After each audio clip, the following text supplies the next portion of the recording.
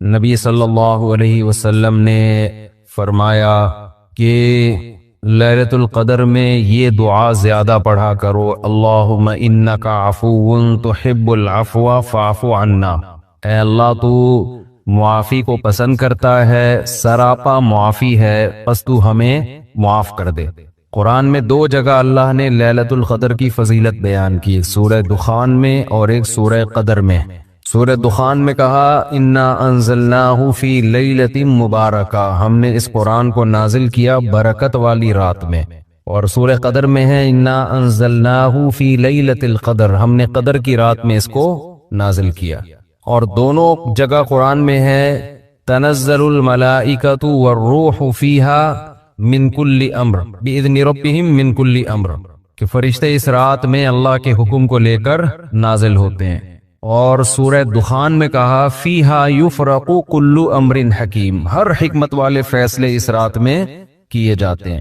تو یہ سب لیلۃ القدر کے بارے میں ہے، اس کو لوگ شب برات پر لے جاتے ہیں۔ اور قرآن میں ہے خیر من الف شہر، 1000 مہینے سے بہتر ہے۔ تو اس لیے لیلۃ القدر کو تلاش کرنا چاہیے، ہمیں متعین طور پر وہ بتائی نہیں گئی ہے، بتایا گیا تھا نبی صلی اللہ علیہ وسلم کو، لیکن آپ کو بلا دیا گیا۔ اس میں حکمتیں ہیں، مصلحتیں ہیں۔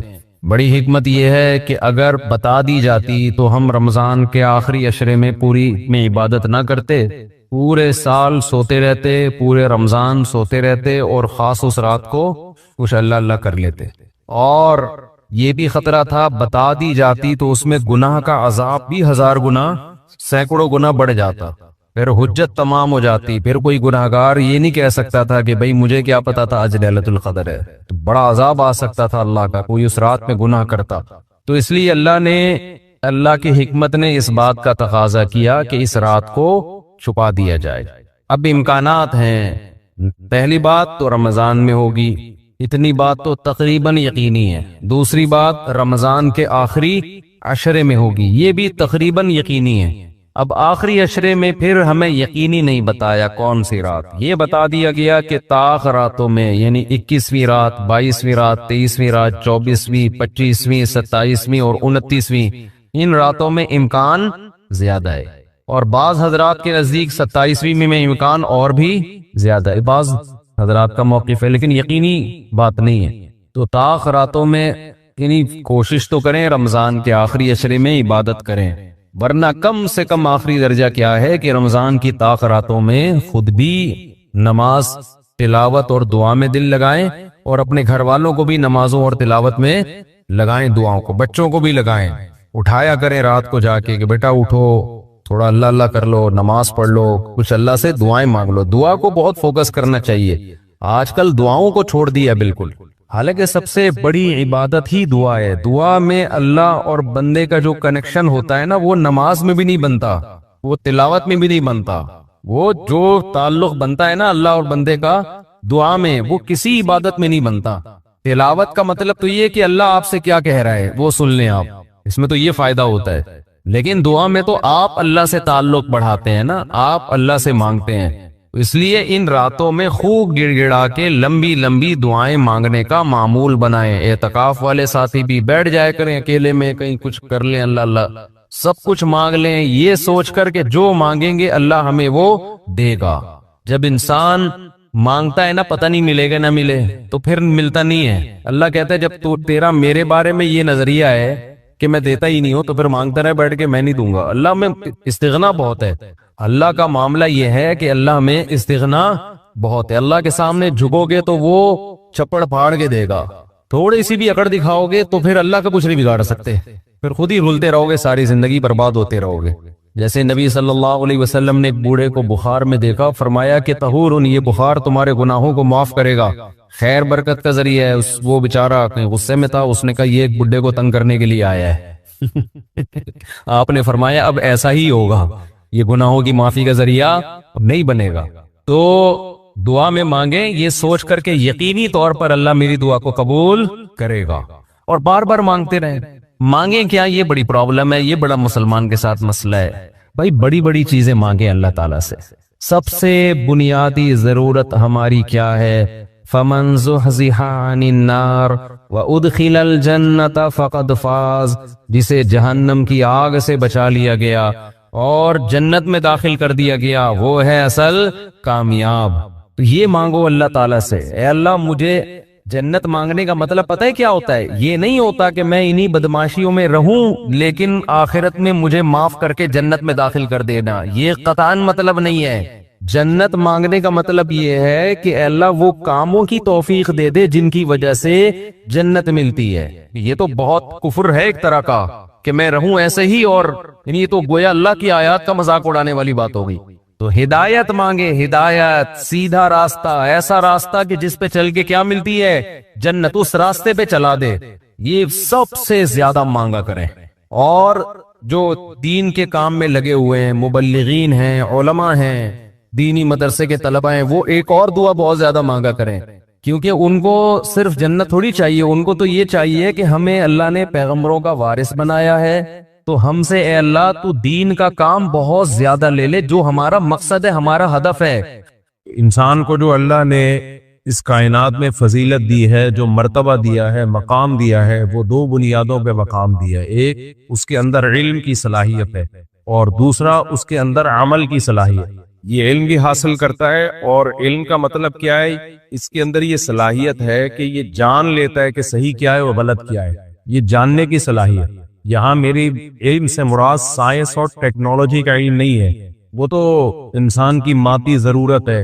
انسان ہمیشہ سے اپنی ضرورتوں کو پورا کرنے کے لیے زمین پہ تحقیق کر رہا ہے۔ یہ وہ ضرورتیں ہیں جو انسان کی، یہ وہ نالج ہے جو میری اور آپ کی مادی ضرورت کو پوری کرتی ہے۔ دیکھو ایک آسان سی مثال دیتا ہوں، نالج، علم کسے کہتے ہیں؟ آپ کو بھوک لگ رہی ہے اور آپ کو گھر میں پتا ہے کہ روٹی کہاں رکھی ہوئی ہے، یہ بھی علم ہے یا نہیں ہے؟ بھوکے کو پتا ہو کہ روٹی وہاں رکھی ہے، اور ایک ہے جس بھوکا ہے لیکن اس کو پتا نہیں کہ روٹی کہاں رکھی ہے۔ تو فائدے میں کون رہے گا؟ جس کو نہیں پتا ہوگا یا جس کو پتا ہوگا؟ جس کو پتا ہوگا۔ لیکن اس علم کا فائدہ کیا ہو رہا ہے؟ پیٹ بھر جائے گا اس کا، یہ فائدہ ہے۔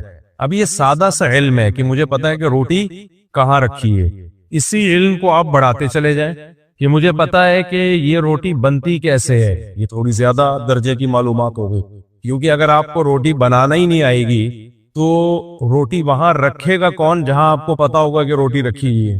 کیا خیال ہے بھائی؟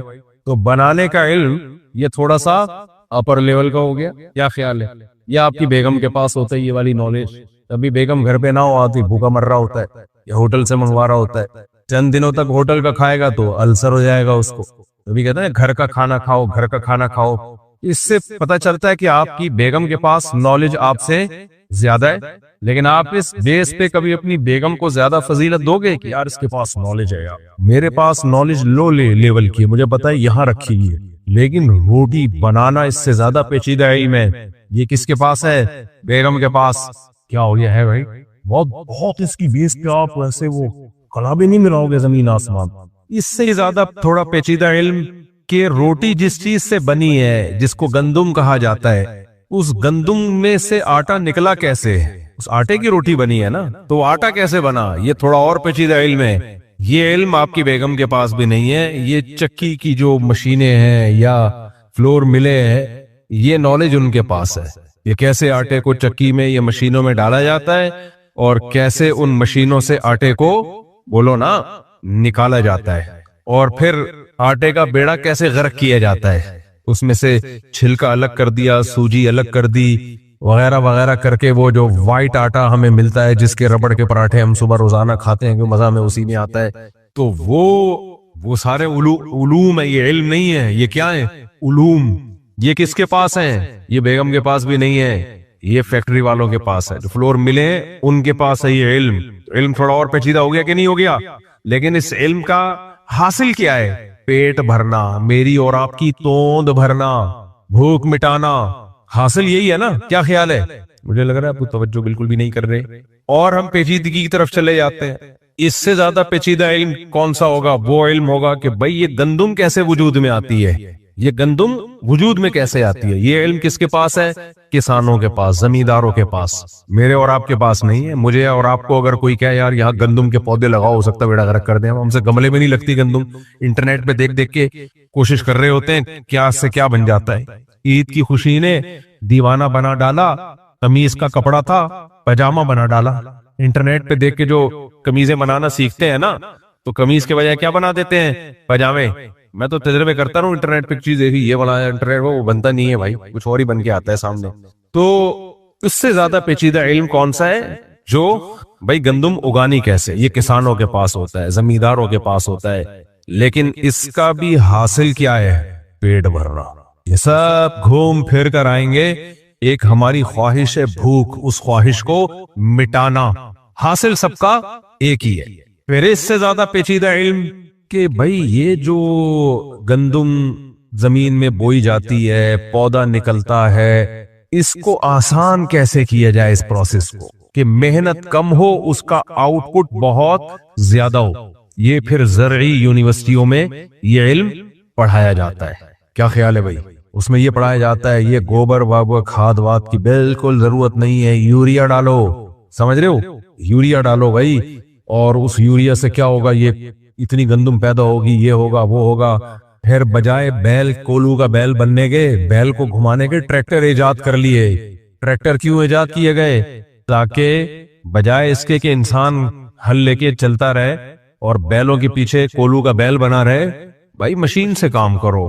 تو اس ٹریکٹر کو ایجاد کرنے والے جو سائنسدان ہیں یا جو فیکٹریاں ہیں جو وہ بنا رہی ہیں، یہ علم اور زیادہ کیا ہو گیا؟ بولو، پیچیدہ۔ لیکن حاصل اس کا بھی کیا ہے؟ پیڑ بھرنا ہی۔ اینڈنگ پوائنٹ اس کا بھی کیا ہے؟ پھر ایک اور علم ہے کہ یار پیٹ تو بھر جائے لیکن اس کے سائیڈ ایفیکٹ، پیٹ تو پتھر کھانے سے بھی بھر جاتا ہے نا، کیا خیال ہے؟ بھوک لگ رہی ہو 2 پتھر کھا لیں آپ، ایسا پیٹ بھرے گا قیامت تک دوبارہ کبھی بھوک لگے گی نہیں، لیکن کھانے کی چیز ہے۔ پھر اسی گندم پہ ریسرچ کا ایک اور علم ہے کہ بھئی اس گندم سے کس کو فائدہ ہو سکتا ہے، کس کو نقصان ہو سکتا ہے، کن لوگوں کو زیادہ کھانی چاہیے، کن کو کم کھانی چاہیے، کن کو بالکل بھی نہیں کھانی چاہیے۔ اس کو میڈیکل سائنس کا علم کہتے ہیں، حکمت اور طب کا علم کہتے ہیں۔ اس پہ ڈاکٹر ریسرچ کرتے ہیں، گندم میں اتنے کارب ہے، اتنا منرلز ہیں، اتنا آئرن ہے، اتنا میگنیشیم ہے نہیں۔ ایک مثال دے رہا ہوں، آج کل کی گندم میں تو گندم بھی ہو بڑی بات ہے بھائی، تو یہ ہے اور فلانا ہے اور ڈمکانا ہے، لہذا شوگر کے پیشنٹ زیادہ نہ کھائیں، اور جو اپنی باڈی کو فٹ فاٹ رکھنا چاہتے ہیں وہ گندم کم کھائیں، جو زیادہ کھائیں۔ یہ علم بھی گھوم پھر کر ہماری خواہشات کی تکمیل ہی کا ذریعہ بن رہے ہیں۔ تھوڑا سا پیچیدہ علم ہے، اس کا حاصل بھی کیا ہے؟ لائف انجوائمنٹ، انسانوں کی زندگی ایک فل آف انجوائمنٹ ہو، فل آف یعنی مزے کی زندگی گزرے۔ خلاصہ یہی نکلا نا۔ تو یہ جتنے بھی مادی علوم ہے نا، ان تمام کا چاہے یہ سادہ ہو یا بہت پیچیدہ ہو، رزلٹ سب کا ایک ہی ہے کہ انسان کی لائف کو مزیدار بنایا جا سکے۔ تو جتنے بھی علوم ہیں، چاہے وہ ہلکے ہوں، پیچیدہ ہوں، چاہے اس میں راکٹ سائنس استعمال ہوئی ہو، سب کا خلاصہ بھی دیکھو، مارس پہ پہنچنے کی باتیں ہو رہی ہیں نا۔ سنا ہے کسی لڑکی نے اپنے آپ کو وقف کیا ہے کہ مجھے مریخ پہ بھیجا جائے، زمین کے سب سے قریب مریخ ہے نا۔ تو واللہ عالم اس خبر مستند ہے یا نہیں۔ ایک صاحب بہت ویڈیوز دیکھتے ہیں ناسا کی، وہ کہتے ہیں کہ کوئی بچی یا لڑکی ہے، اس نے کہا ہے کہ مجھے مارس پہ بھیجا جائے، واپسی کا کوئی چانس نہیں ہے، لیکن میں قربانی دینے کے لیے تیار ہوں کہ بھئی وہاں کتنے دن زندہ رہا جا سکتا ہے۔ اب یہ خبر حقیقت میں ہے یا نہیں ہے، واللہ عالم۔ جب تک 100% یقین نہ ہو میں کسی خبر کو اوتھینٹک نہیں کہتا، مجھے کسی نے بتایا ہے ایسا، ہم فرض کر لیتے ہیں خبر سچی مچی کی ہے۔ پہلی بات، جب یہ خبر پھیلے گی تو پاکستان کے بہت سارے لڑکے بھی قربانی دینے کے لیے تیار ہو جائیں گے کہ ہمیں بھی کمپنی کے لیے ساتھ میں بھیج دیا جائے۔ ہم چاہتے ہیں آپ اکیلی نہ مرو، جینا مرنا ہم ساتھ رکھیں۔ میں نے ان سے کہا کہ اگر یہ خبر صحیح نکلی تو ہمارے بہت سے پاکستانی نوجوان بھی یہ قربانی دینے کے لیے تیار ہو جائیں گے، آپ بھی تیار ہو جائیں گے۔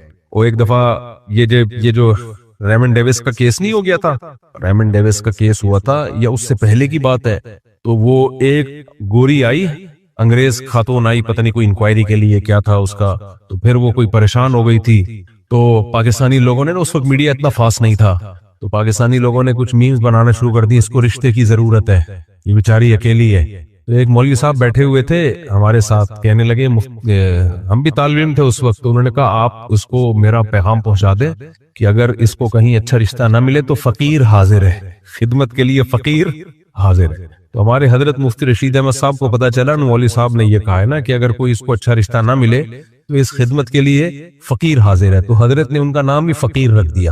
جب بھی حضرت تشریف لاتے کہتے ہیں وہ فقیر کہاں ہے. تو پاکستانی قوم، اچھا یہ بھی میں اس کو پازیٹیو لیتا ہوں، جو خوش لوگ ہوتے ہیں نا، جو خوش مزاج ہوتے ہیں، وہی لائف کو انجوائے کرتے ہیں. اور یہ اتنے گندے ہیں نہیں جتنا بنا کے پیش کیا جاتا ہے. انگریز اتنا بڑا تھرکی ہے نا، تمہاری سوچ جہاں ختم ہوتی ہے خدا کی قسم انگریز کی تھرک وہاں سے شروع ہوتی ہے. یہ صرف لیبل ہے ان لوگوں کا، لیبل لگایا ہوا بہت اچھا. نہیں، انگریز زنا سے بچ ہی نہیں سکتا. ہمارے نوجوان میں اگر ٹھرک ہے تو کیوں ہے؟ نہ حلال مل رہا ہے نہ حرام مل رہا ہے. کیا خیال ہے؟ اس کا سارا بیلنس اس کے اندر جمع ہو رہا ہے. پھر کہیں ادھر آنکھ مٹکا کر لیا، کہیں ادھر دیکھ لیا، کہیں ادھر انٹی کو جھانک لیا. غلط کر رہا ہے، کرنا نہیں چاہیے. انگریز کے لیے کیا ہے بھائی؟ بالغ ہونے سے پہلے زنا کرنا شروع کرتے ہیں. وہ بالغ ہونے سے پہلے ان کی ٹھرک کا ہم سوچ نہیں سکتے، وہ نہیں گزارا کر سکتے. وہ 50 سال میں شادی کرتے ہیں، اس سے پہلے وہ بہت لائف کو انجوائے کر چکے ہوتے ہیں. بیسیوں لڑکیوں سے ان کے حرام تعلقات، اور اب لڑکیاں پوری کر کے لڑکوں پہ سیٹ ہونے شروع ہو گئے ہیں. وہ بھائی بدنام ہوتے ہیں ہماری قوم. میں بار بار بیان میں ایک بات کہتا ہوں کہ کفر کی اسی خوبی سے کبھی متاثر مت ہو. جب اس خوبی کی ڈیپ میں جاؤ گے تو پتا چلے گا اس خوبی کی بیس خوبی نہیں ہے، کوئی برائی ہے، اور وہ خوبی تمہیں دیکھنے میں خوبی نظر آ رہی ہے. اس کی ڈیپ میں جاؤ گے تو پتا چلے گا یہ کچھ اور کہانی ہے. سمجھتے ہو کہ نہیں سمجھتے؟ مثال کے طور پر ہم کہتے ہیں ہمارے یہاں اتنی کرپشن ہے، ان کے تو کرپشن نہیں ہے. او بھائی جان، ان کی غربت مسلط کر کے دیکھو جب بھی مقابلہ کرایا جاتا ہے نا تو انوائرمنٹ ایک جیسا ہوتا ہے، پھر پتا چلتا ہے. مثال دیتا ہوں میں، آپ نے کیا کیا، 2 بندوں کو رنگ میں لے کر آئے، اکھاڑے میں لے کر آئے پہلوانی کے لیے، مقابلے کے لیے. ایک کو آپ نے رات کو سونے نہیں دیا، دن میں بھی سونے نہیں دیا، 3 دن سے روزہ رکھوائے ہوئے، کھانا کھانے نہیں دیا، پانی پینے نہیں دیا، اور ٹینشن میں رکھا ہوئے اس کو آپ نے. دوسرے کی پراپر نیند بھی ہے بھائی، اور اس کو کھانے پینے بھی دیا، اپنی مرضی کی چیزیں، فٹ فاٹ ہو کے رنگ میں اس کو لا کے رکھ دیا. اب یہ پہلا والا مار کھا رہا ہے اس سے. آپ کو دیکھو وہ جیت گیا اور یہ ہار گیا، وہ اپنی فیلڈ کا چیتا ہے. بھائی مقابلے کے لیے برابری ضروری ہے. وہ انوائرمنٹ جو آپ نے دوسرے پہلوان کو دیا ہے وہی پہلے کو دیتے، پھر دونوں کو لا کے مقابلہ کرواتے، پھر دیکھتے کون جیتتا ہے. ایک کو جس ماحول میں رکھا گیا ہے اس ماحول میں تو وہ رنگ میں آ گیا، سلام ہے اس کی عظمت کو. ورنہ وہ دوسرے والے کو یہ ماحول دیا جاتا، وہ کہتا ہے رنگ میں نے مقابلے کے لیے بھی نہیں آنا ہے، وہ چوہا دیکھ کے بھاگ جاتا. پہلوان تو دور کی بات ہے. سمجھ آ رہی ہے کہ نہیں آ رہی ہے؟ اچھا، آپ کوئی خاتون رنگ میں اتری پہلوانی کے لیے نا، مقابلے میں آپ لے آئے، وہ ہے بڑا مشہور ریسلر، کیا نام ہے اس کا؟ ابے ہمارے دور کا کوئی نام بتاؤ نا، اتنے مشکل نام. روگن، چلو چھوڑو جو بھی تھا، جمشید پہلوان، بس اکرم وہ تو پاکستانی ہے نا. خیر، آپ نے کیا کیا، رنگ میں لا کے کسی لیڈیز کو لے کر آیا، لیڈی کو مقابلے کے لیے، اور سامنے کوئی آدمی لا کے کھڑا کر دیا. تو خاتون کہے گی بھائی میرا مقابلہ کسی عورت سے کراؤ، آپ کس سے کروا رہے ہو؟ آدمی سے. ظلم ہو جائے گا کہ نہیں ہو جائے گا؟ تو تبھی خواتین کی کرکٹ ٹیمیں خواتین ہی کے ساتھ کھیل رہی ہوتی ہیں. صرف گھروں میں عورت اور مرد کی برابری کے ہی انگریز قائل ہیں کہ بیوی اور شوہر دونوں سربراہ ہیں. باقی نہ کھیل کے میدان میں یہ برابری کے قائل ہیں، نہ جنگ کے میدان میں، نہ ریسلنگ میں، کہیں بھی نہیں. یہ ہمیشہ کہتے ہیں عورت کمزور ہے. اور جاب میں بھی آپ جائیں، مشکل جو جابز ہوتی ہے نا ان کنٹریز میں، مشکل ٹف جاب مردوں کو دی جاتی ہے. کمپیوٹر پہ لے جا کے ٹھش پش کرنے کے لیے، بٹن دبانے کے لیے خاتون کو بٹھایا جائے گا دفتروں میں، ایئر کنڈیشن روم میں. پہاڑوں سے پتھر تراش، چٹانوں کو تراش کے اندر گھسنا، یا جو فائٹر طیارے ہوتے ہیں نا جو خطرناک جنگوں میں گھسنے کے لیے، سب میل رکھے ہوئے ہوتے ہیں، مرد رکھے ہوئے ہوتے ہیں انہوں نے. ان کمبختوں سے بولو مرد اور عورت برابر ہے نا. تو جتنی تم نے اپنی آرمی میں مرد رکھے ہوئے ہیں اتنی ہی لیڈیز بھی رکھو کہ نہیں رکھو نا. کیا خیال ہے؟ امریکہ نے رکھی ہیں اتنی خواتین. جتنی دفعہ امریکہ میں کوئی مرد وزیر اعظم جیتا ہے اتنی دفعہ عورت وزیر اعظم بنی ہے؟ نہیں بنی. ان کی اسمبلیوں میں جتنے مرد ہیں اتنی ہی عورتیں ہیں؟ بولو نہیں. ان کی فوج میں جتنے مرد ہیں اتنی عورتیں ہیں؟ نہیں. ان کے پائلٹ، جنگی جہاز اڑانے والے پائلٹ، ان میں جتنے مرد ہیں اتنی عورتیں ہیں؟ نہیں. جتنے بھی مشکل، یہ جو ایبٹ آباد پہ انہوں نے اٹیک کیا تھا، بڑا آپریشن کیا، اس میں یہ لیڈیز نے کیا تھا؟ ہے کس نے کیا؟ اس کا مطلب میرے بھائی ان کے دل میں بھی ہے کہ عورت اور مرد برابر نہیں ہے. مرد کو جو اللہ نے صلاحیت دی ہے وہ عورت کو نہیں دی ہے, لیکن ہماری عورتوں کو کم وقت خراب کر رہے ہیں کہ ایکچولی تم بھی مرد کے شانہ بشانہ, تم کسی سے پیچھے نہیں ہو. حدیث میں آتا اخروہن من حیث اخرہن اللہ, اللہ نے عورت کو مرد سے پیچھے رکھا ہے تو تم نے بھی کیا کرنا ہے؟ پیچھے رکھنا ہے. غلام نہیں بنا رہا اسلام. میرا ٹاپک چینج ہو رہا ہے لیکن اب کیا کروں, اسلام عورت کو مرد کا غلام نہیں بنا رہا. غلام الگ چیز ہوتا ہے, ماتحت ہونا الگ چیز ہوتی ہے. غلام اور ماتحت میں فرق ہوتا ہے. صدر یا وزیر اعظم کے ہم غلام ہیں, حکومت کے ہم غلام ہوتے ہیں. غلام ہونا عیب ہے, ماتحت ہونا یہ آرگنائز قوموں کی ایک علامت ہوتی ہے کہ بھائی جہاں جو بھی مہذب قومیں ہوتی ہیں ان میں کوئی سربراہ ہوتا ہے اور باقی اس کے ماتحت. کیا خیال ہے, آپ اپنے ابا کے غلام ہو یا ماتحت ہو؟ اسلام میں بیٹا غلام بن نہیں سکتا. پتہ ہے آپ کو عجیب مسئلہ ہے. دیکھو اسلام میں یہ ہے کہ ایک آدمی کا غلام تھا, وہ غلام مولا اپنے غلام کا مکمل مالک ہوتا ہے. غلام اس مولا کے بغیر کچھ بھی نہیں کر سکتا. پہلے زمانے میں غلامی کا یہی تصور تھا. اسلام نے آرڈر یہ دیا کہ اگر باپ نے کسی غلام کو خریدا اور بعد میں پتا چلا یہ غلام تو اس کا بیٹا ہے, یا پہلے پتا چل گیا, تو خریدتے ہی وہ بیٹا آزاد ہو جائے گا. کیونکہ باپ بیٹا ایک دوسرے کے غلام نہیں بن سکتے, کیونکہ بیٹا ہے وہ تو آپ کی باڈی کا حصہ ہے, وہ غلام کیسے بن گیا بھائی؟ وہ تو آزاد ہے. اس کو اسلام نے پروٹوکول دیا ہے. کوئی غلام تھا, آپ نے خریدا, آپ کو نہیں پتا کہ میرا بھائی اس کا غلام ہے. ایک مثال دے رہا ہوں, آپ نے کسی شخص سے وہ غلام خریدا, آپ نے بھی اس کو دیکھا نہیں ہے, جیسے ہی خریدا آپ کو پتا چلا کہ یہ تو میرا بھائی ہے, تو اسلام کہتا ہے جیسے ہی خریدا خریدتے ہی وہ آزاد. کیونکہ یہ محرم رشتے ہیں, یہ ایک دوسرے کے غلام, یہ پیرالل ہوتے ہیں ایک دوسرے کے, سمجھ رہے ہو؟ اور غلام پیرالل نہیں ہوتا. اور عجیب بات آپ کو بتاؤں, باندی بیوی نہیں بن سکتی اسلام میں. یعنی آپ کی جو غلام ہے نا عورت, اس سے نکاح نہیں ہو سکتا, کیونکہ اسلام کہتا ہے بیوی غلام نہیں ہو سکتی. کتنی عجیب بات ہے یا نہیں ہے؟ اسلام کے فلسفے کو سمجھنے کی کوشش کرے. میں کیا سمجھانا چاہ رہا ہوں, یہ مغربی دنیا نے نا عورت کو یہ باور کرایا کہ تم مردوں کی غلام نہیں ہو, لونڈی نہیں ہو, میرا جسم میری مرضی, میں وہ کیا تھا, میں کھانا گرم نہیں کروں گی. اس پہ کسی نے ایک میم بنائی, عورت بھی شوہر کو کہہ رہی ہے میں کھانا گرم نہیں کروں گی, اپنا کھانا خود گرم کرو. یہ وہ فیمنسٹ عورتوں نے نا, ان فیمنسٹ کے بیچاری وہ تو اپنا کوئی باپ شوہر مور ہوتا ہی نہیں ہے بیچاریوں کا, پتہ ہی نہیں ہوتا کہاں سے دریافت ہوئی ہیں, کوئی عیدی سینٹر سے یا کہاں سے نکلی ہیں. تو اپنا تو خاندانی سسٹم ہے نہیں, یہ عورتوں کو بھی خراب کر رہی ہوتی ہے. تو اس پہ ایک چلا تھا پہلے کہ اپنا کھانا خود, یعنی میاں اکثر گھر میں آ کے کیا بیوی کو کہتے ہیں بیگم کھانا گرم کر دو, کہتے ہیں کہ نہیں کہتے؟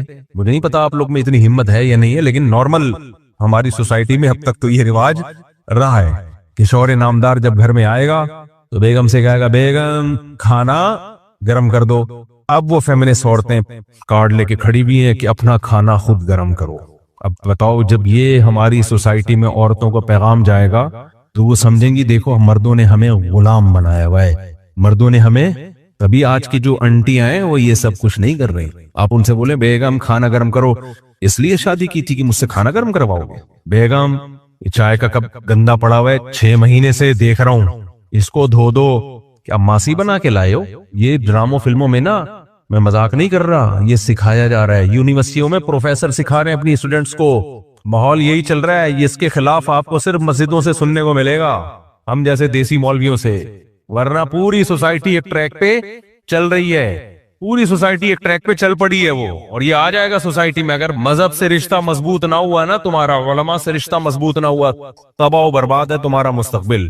تو اب جب آپ بیگم کو کہیں گے بیگم یہ چائے کا کپ میں 6 مہینے سے دیکھ رہا ہوں, کیونکہ جن گھروں میں سلیقہ نہیں ہے 6 مہینے ہوتے ہیں, کب جہاں رکھا ہوتا ہے وہیں کا وہیں رکھا رہتا ہے. زمین اس کو کھانا شروع کرتی ہے, ایک دن آتا ہے کہ وہ غائب, وہ اصل میں ٹائلوں کا جز بن چکا ہوتا ہے, سمجھ رہے ہو؟ زمین نے کھا کھا کے اس کو ٹائل بنا دیا ہوتا ہے, تو کیڑے پڑ جاتے ہیں. بیگم یہ دھو دو, اچھا مجھے ماسی بنا کے لائے تھے گھر میں. آدمی کے پاس ان باتوں کا جواب ہی نہیں ہوتا. تو ایک نے میم بنائی, بڑا خاندانی جواب لے آیا مارکیٹ. وہ پہلے میں جواب, پہلے یہ اسٹائل تھوڑا سا اس کو میں تھوڑا سے اور انجوائے کر لوں تھوڑا سا. تو بیگم جھاڑو لگا سکتی ہو آج؟ کیا مطلب میں مجھے پڑھی لکھی سے پھر شادی کیوں کی تم نے؟ اگر یہی سب کچھ کروانا تھا تو کوئی ماسی تلاش کر لیتے. ایسے ایسے ڈائلوگ ہے نا، دھواں نکل جائے آدمی کے، ناک سے دھواں، کانوں سے دھواں، پاگل ہو جائے آدمی. شادی شدہ آدمی پھر اچھلتا کودتا ہے. بھائی ٹینشن مت لو. اب وہ میم جس نے بنائی ہے اس نے جواب ایسا دیا، میں نے کہا یار یہ تو خاندانی کام کر دیا. تو وہ بیگم آئی، اس کو بول رہی ہے کہ وہ کہہ رہے کہ کھانا، وہ کہہ رہی اپنا کھانا خود گرم کرو. کہہ رہے ٹھیک ہے. بیگم ایک دن آئی، 6 انڈے لا دو، خود انڈے لے کر آؤ، بل جمع کرا دو. اپنا بل بولو خود جمع کراؤ، بچوں کی فیسیں جمع کرا دیں، اپنے بچے خود سنبھالو. تو اس نے کہا وہ کھانا گرم کر دیتی، وہ ہلکا کام تھا. اسلام نے کتنا پروٹوکول دیا عورت کو یار. گھر میں رہ کے کھانا پکانا، اپنے میاں کو کھلا رہی ہے، وہی تو تمہارا کچھ لگتا ہے، اسے محبت کرو، سربراہ مانو. دیکھو اپنے سے طاقتور کو سربراہ ماننے میں انسان فخر محسوس کرتا ہے، اپنے سے کمزور کو باپ بنانا بہت مشکل کام ہے. بغیرتی ہے یہ. اگر اسلام عورت کو حکم دیتا عورت کو سربراہ مانو، مشکل ہوتا عورت کے لیے کہ میرے پیرالل ہے، میں کیوں اس کو سربراہ مانوں. اسلام نے کہا تو اپنے شوہر کو سربراہ مانو. یہ تو فطرت ہے. دیکھو ہم اپنے ماں باپ کی غلامی میں ذلت محسوس کرتے ہیں. یہ عزت جس کو اپنے پیر و مرشد فخر، میں تو پیر کی جوتیوں کی خاک کے برابر بھی نہیں، فخر محسوس کرتے ہیں نا.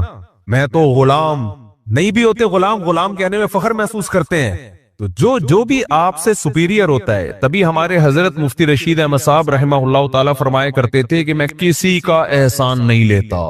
نا صرف احسان لینے میں مزہ کس کا ہے؟ اپنے استاذوں کا، جنہوں نے ہمیں پڑھایا، علم دیا، وہ ہمارے محسن ہیں.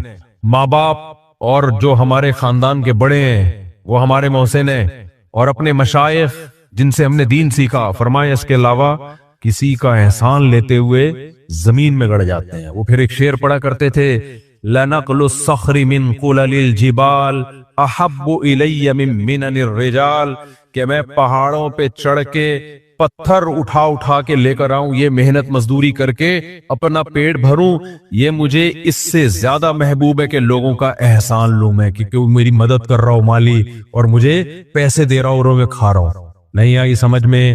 لیکن کہتے ہیں ہاں ماں باپ کا احسان، وہ تو انہوں نے پالا ہے ہمیں بھائی، ماں نے دودھ پلایا ہے. ماں اگر تعاون کر رہی ہے، امی نہیں میں کسی کا احسان نہیں لیتا، ماں رکھ کے چماٹ لگائی، ماں ایک تھپڑ لگائی.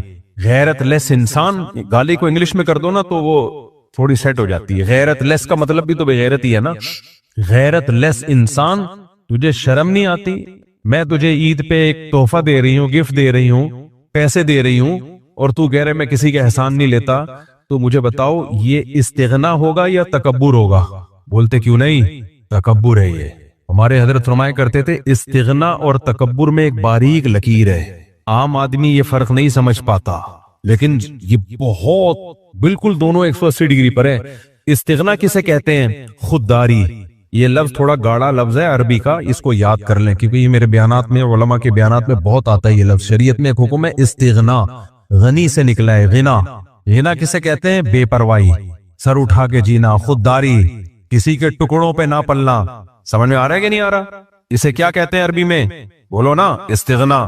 بہت سے لوگ دیکھیں ابے ہم کسی کے ٹکڑوں پہ نہیں پلتے، اپنا کھاتے ہیں، اپنا سر اٹھا کے جیتے ہیں.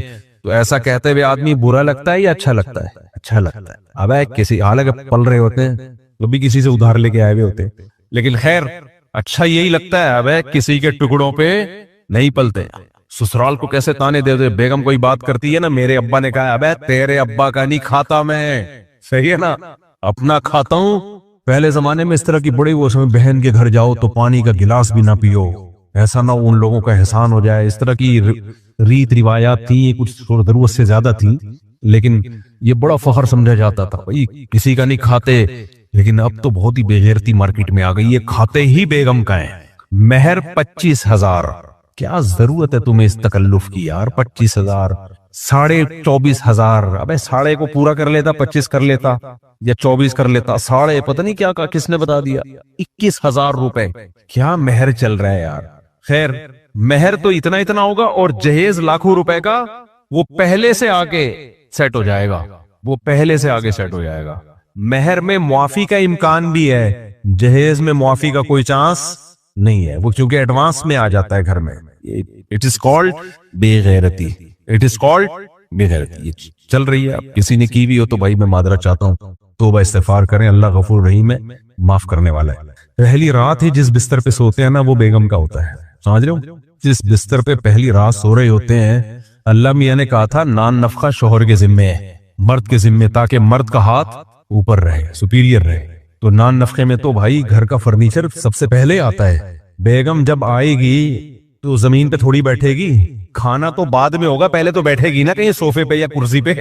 تو نان نفقے میں بنیادی ضرورتیں, ان بنیادی ضرورتوں میں کھانے سے بھی پہلے کیا ہے؟ فرنیچر ہے نا. آج کل کے عرف کے مطابق تو وہ بیٹھی اپنے صوفے پہ ہے, پہلے دیکھ رہی ہوتی میرے ابا نے جو جہیز دیا تھا وہ پہنچ چکا ہے, ہاں پہنچ چکا ہے. تو وہ جس بستر پہ سوتی ہے وہ آپ کا نہیں ہے, تکیہ آپ کا نہیں ہے, چادر آپ کی نہیں ہے, رضائی آپ کی نہیں ہے, پنکھے بھی اب تو میرا خیال ہے سسرال سے آ رہے ہیں. یہ بے شرمی ہے یار. دیکھو بے شرمی کو بے شرمی ہی کہا جائے گا نا. میں آپ لوگوں کی باتیں کرنے کے لیے تو نہیں بیٹھا, جو حقیقت ہے وہ بیان کرنا. یہ عربوں میں نہیں ہے یہ بے غیرت. اس طرح آپ یہ کے پی کے دیہاتی علاقوں میں چلے جائیں, وزیرستان اور یہ جو ناردرن ایریاز ہیں, ان میں بھی نہیں ہے یہ. میں نے یہ تجزیہ کیا ہے, جن پہ بھی انگریزوں نے حکومت کی یا ہندوؤں کے ساتھ رہے, جہیز وہی ہے. آپ کو اسی قوم میں ملے گا جہیز. جہاں انگریزوں کے قدم نہیں پوری طرح جمے یا ہندوؤں کے ساتھ زیادہ عرصہ نہیں رہے, وہاں جہیز ہے ہی نہیں, ابھی بھی نہیں ہے. خیر, میں جہیز پہ چلا گیا, میں تو بغیرتی کی مثالیں دے رہا تھا. وہی آیا نا, ایک آدمی نے کسی کو بولا کتا, تو اس نے کہا یار کتے سے یاد آیا آپ کے والد صاحب کی طبیعت کیسی ہے. تو بغیرتی سے مجھے کیا یاد آیا؟ جہیز یاد آ گیا. تو خیر دیکھو, استغنا کسے کہتے ہیں؟ سر اٹھا کے جینا. یہ ڈائلاگ لوگ بولتے ہیں, اب کسی کے ٹکڑوں پہ نہیں پلتے, اپنا کھاتے ہیں اپنا کماتے ہیں. یہ استغنا ہے. یہ کیا ہے؟ استغنا. یہ استغنا لفظ نہیں ہے, لفظ ہے استغنا. یہ یاد کر لو. استغنا بہت زبردست صفت ہے. اللہ بھی غنی ہے تو اللہ کو غنا پسند ہے, استغنا پسند ہے. من یستغنی یغنیہ اللہ. حدیث میں آتا ہے جو استغنا چاہتا ہے اللہ بھی اس کو استغنا دے دیتا ہے. جو چاہتا ہے کہ میں لوگوں کے ٹکڑوں پہ نہ پلوں, ہاتھ نہ پھیلاؤں, اللہ بھی اسے سر اٹھا کے جینے کی توفیق دیتا ہے. میں حدیثوں کے ترجمے کرتا ہوں آج کی زبان میں. اب میں حدیث کا ترجمہ کروں, جو استغنا چاہتا ہے اللہ اس کو استغنا دے دیتا ہے. بہت سے لوگوں کے سر پہ سے گزر جائے گا. اس کا آسان با محاورہ ترجمہ کیا ہوگا؟ جو سر اٹھا کے جینا چاہتا ہے اللہ اسے سر اٹھا کے جینے کی توفیق دیتا ہے. نام لوگوں کے سامنے ہاتھ پھیلاؤ. جو چاہتا ہے اللہ اس کی مدد کرتا ہے. لیکن یہی استغنا اگر باپ کے سامنے ہو, ابا کہہ رہے ہیں چل بیٹا تیرے نمبر اچھے آئے, یہ لے 1000 روپے. آپ کا ابا کسی کے ٹکڑوں پہ نہیں پلتا. مفتی صاحب کا میں نے بیان سنا ہے, سر اٹھا کے جیو, یہ 2000 میری طرف سے آپ لے لو. واجب الچماٹ ہوگے کہ نہیں ہوگے؟ باپ کے دل پہ آرے چلیں گے. بولیں کمبخت, جس اسکول میں تو پڑھا ہے نا اس کی فیسیں میں نے بھری ہیں, پیدائش کا خرچہ میں نے اٹھایا ہے, اس کے بعد تیری اماں تجھے دودھ پلاتی تھی وہ فری میں تھا, لیکن تیری اماں کو جو میں ڈبل دودھ پلاتا تھا وہ فری میں نہیں آئی. سمجھ میں؟ تیری اماں کو میں 2 کلو بھینس کا دودھ پلاتا تھا تو تجھے 1 چھٹانک پلاتی تھی وہ. آج کل کی صحتوں کے حساب سے بات کر رہا ہوں نا میں. بھائی خواتین ناراض نہ ہو, میرا اسٹائل ہے یہ. بھائی صحتیں ایسی چل رہی ہیں کہ 2 کلو دودھ, دیکھو ابھی چھوڑو یار زیادہ آگے نہیں آتے ہیں. خیر, تو تیری اماں نے جو تجھے دودھ پلایا وہ بھی کس کے خرچے پہ پلایا ہے؟ تیری اماں کو کھلایا کس نے ہے بھائی؟